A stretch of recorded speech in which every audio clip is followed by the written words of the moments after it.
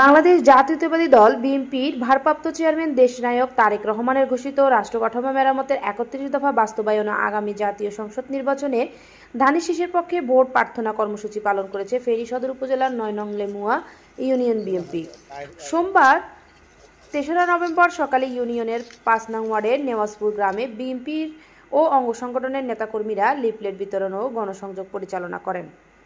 এ সময় উপস্থিত ছিলেন ৯ নং লেমুয়া ইউনিয়ন বিএনপির সভাপতি শাহ আলম মিয়াজি, সাধারণ সম্পাদক ইয়াসিন রিপন মেম্বার, সিনিয়র সহসভাপতি সালেহ আহমদ, সাংগঠনিক সম্পাদক রফিকুল ইসলাম মিন্টু মেম্বার, ইউনিয়ন ছাত্রদলের সাবেক সভাপতি ও জেলা ছাত্রদলের সদস্য আব্দুল আল মামুন, ৫ নং ওয়ার্ড বিএনপির সভাপতি কামাল উদ্দিন, সাধারণ সম্পাদক আব্দুল হক লিটন সহ ইউনিয়ন বিএনপির যুবদল, ছাত্রদল, কৃষক দল, ওলামা দল ও এলাকার গণ্যমান্য ব্যক্তিবর্গ। নেতৃবৃন্দ বলেন, দেশনায়ক তারেক রহমানের ৩১ দফা বাস্তবায়নই জনগণের মুক্তির রূপরেখা। আমরা ঘরে ঘরে গিয়ে বিএনপির বার্তা পৌঁছে দিচ্ছি।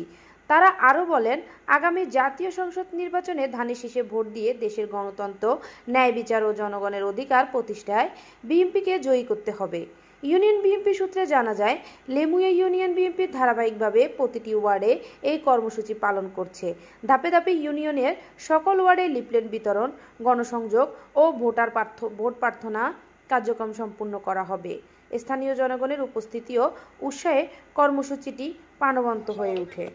আগামী জাতীয় সংসদ নির্বাচনে আপনারা দিবেন, আবার আপনার বোন মা যারা আছে সবাইকে বলবেন ধানের শীষ মার্কায় ভোট দেওয়ার জন্য। খালেদা জিয়া সালাম নিন, ধানের শীষে ভোট দিন। খালেদা জিয়া সালাম নিন, ধানের শীষে ভোট দিন। তারেক রহমানের সালাম দিন, ধানের শীষে ভোট দিন।